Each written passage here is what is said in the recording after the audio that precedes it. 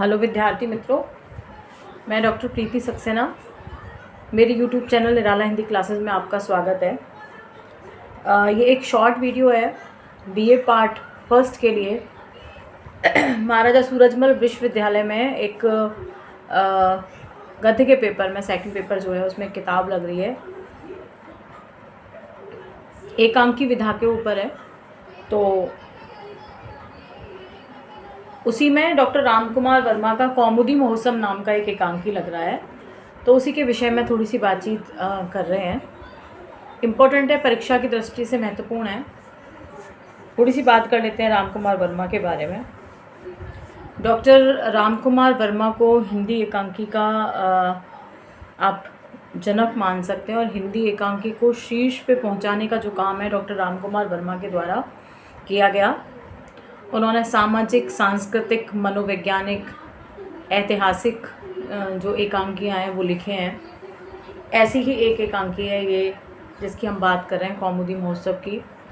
एक और विशेषता है रामकुमार वर्मा की कि इन्होंने जो है पाश्चात्य और हमारा जो परंपरागत नाट्य शिल्प है उसका समन्वय जो है अपने एकांकियों और नाटकों में दिखाने का काम किया है। काफ़ी सारे एकांकी, लगभग 150 एकांकी इनके द्वारा लिखे गए हैं और काफ़ी प्रसिद्धि इन्होंने प्राप्त की है हिंदी एकांकी के क्षेत्र में। यदि काव्य की बात करें तो छायावाद में रखा जाता है डॉक्टर रामकुमार वर्मा को। यही इनकी विशेषता है रामकुमार वर्मा की। यदि हम एकांकी की बात करें, कौमुदी महोत्सव, तो सबसे पहले पात्रों की बात करेंगे तो कुसुमपुर के नए सम्राट चंद्रगुप्त, चाणक्य, उनके मंत्री और गुरु, पुष्पदंत,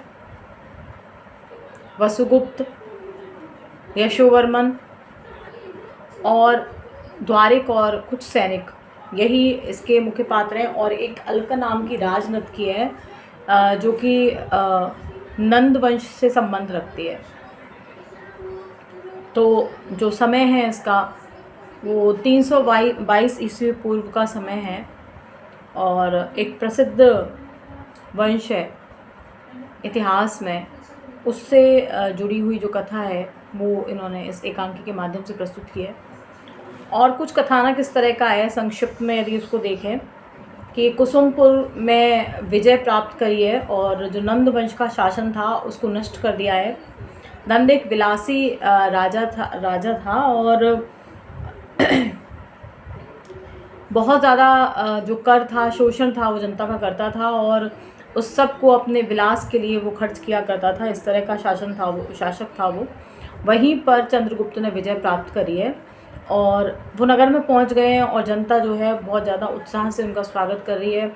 और उधर जो समाहर्ता वसुगुप्त हैं और कार्यांतिक जो हैं वो बातचीत कर रहे हैं आपस में कि संदेह है यशोवर्मन को कुछ, क्योंकि चाणक्य के शिष्य हैं, तो उनको संदेह है इस बात का कहीं ऐसा ना हो कि इस भीड़ भाड़ में और इस सारी जो व्यवस्था है उसके अंदर ऐसा ना हो कि कुछ ऐसे स्वर हों या कुछ ऐसे लोग हों जो राजा के, जो कि जिसका शासन समाप्त हुआ है नंद वंश के, गुप्तचर हों या फिर राजभक्त हों, उनके प्रति भक्ति जो है उनके मन में अभी भी बाकी रह गई हो राजा के मरने के बाद। तो कहीं ऐसा ना हो कि वो किसी तरह का कोई जो संकट है वो उत्पन्न करने का काम करें। लेकिन जो वसुगुप्त है वो बार बार उससे कहता है कि नहीं, ऐसा नहीं हो पाएगा, क्योंकि हम लोग हैं और हमारी दृष्टि बहुत पैनी है और ऐसा हम होने नहीं देंगे। तो इस तरह की बातें करता है और वो कौमुदी महोत्सव की घोषणा कर देते हैं, जिससे कुसुमपुर की शोभा और सौंदर्य को देख करके जो वहाँ की प्रजा है, जनता है, वो आनंद का अनुभव कर सके और जो एक प्रकार की निराशा और द्वेष की भावना उनके भीतर है वो समाप्त हो जाए। तो उसके लिए कौमुदी महोत्सव की घोषणा कर देते हैं। इधर वसुगुप्त जो है महाराज से कहता है कि राज नर्तकी जो है नंदवंश की, वो सज्जित अवस्था में जो है तैयार है और उत्तर की तरफ एक कक्ष है, राजकक्ष, उसमें वो प्रतीक्षा कर रही है। आप चाहें तो उसके नृत्य की व्यवस्था आपके लिए की जा सकती है, जिससे आपको नींद आसानी से आ जाए।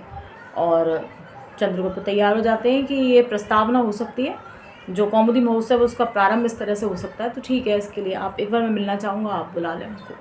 उसके बाद वो मिलने आती है। मिलने के बाद वो बहुत ही सुंदर जो है पहले नृत्य प्रस्तुत करती है, फिर गाना गाती है।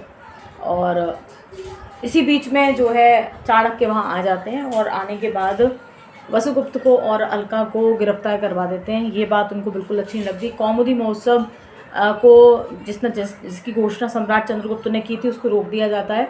ये बात भी उनको अच्छी नहीं लगती है चंद्रगुप्त को, और उनको मंत्री पद से हटा देते हैं। और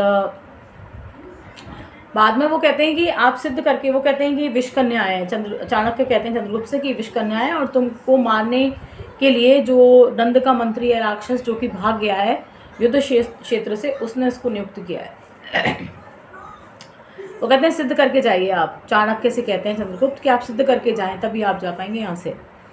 तो दोनों को बुलाया जाता है, वसुगुप्त और अलका को, और अलका के होठों से लगा करके जो मदिरा है वो वसुगुप्त को पिला दी जाती है। और वसुगुप्त जैसे ही 1-2 घूंट पीता है,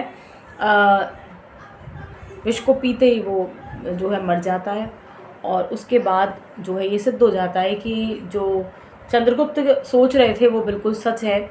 और ऐसे में जो चाणक्य है वो उनके महत्व को चंद्रगुप्त जो है चाणक्य के महत्व को पहचान जाते हैं, क्षमा मांग लेते हैं उनसे, और उन्हें फिर मंत्री पद जो है वो दे देते हैं।